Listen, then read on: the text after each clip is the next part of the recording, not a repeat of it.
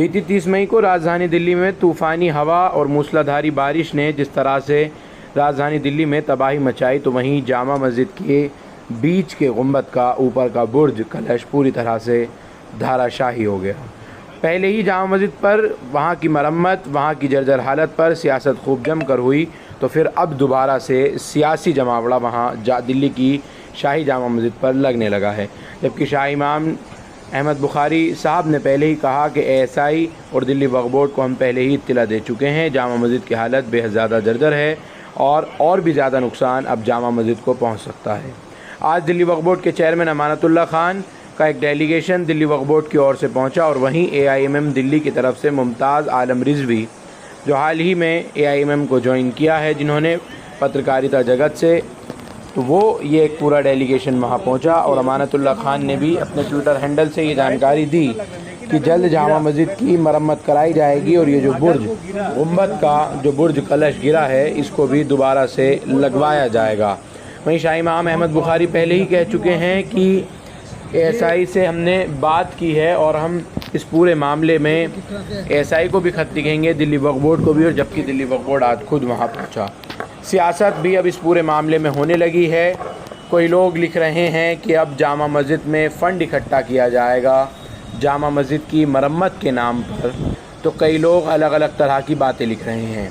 AIMM Delhi आम आदमी party की ओर से दिल्ली वक्फ बोर्ड के चेयरमैन अमानतुल्लाह खान और प्रधानमंत्री नरेंद्र मोदी को भी खत लिखने की बात जामा मस्जिद की मरम्मत के लिए की जा रही है।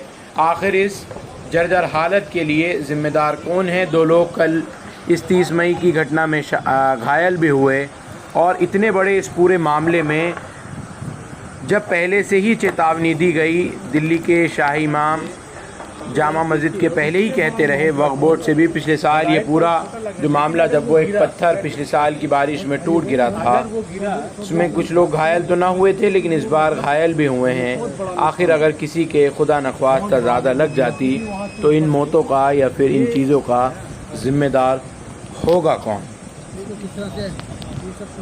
इसको लेकर अब सियासत तेज़ हो गई है। सियासी गलियारों में अलग अलग तरह की बातें की जा रही हैं और आखिर क्या हल निकलेगा इन सियासी रहनुमाओं के यहाँ पहुँचने से? शाही जामा मस्जिद की मरम्मत हो पाएगी? ये अपने आप में एक बड़ा सवाल है।